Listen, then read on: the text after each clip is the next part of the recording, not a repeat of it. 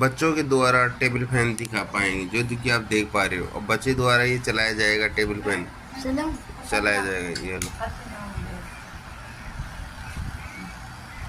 अब ये table fan चल गया, जो कि आप देख पा रहे हो। ये टेबल फैन है। ये इसकी बैटरी थोड़ी स्लो हो गई, इसलिए ये कम स्पीड चली। ये लो, ये सब ही बंद हो गया।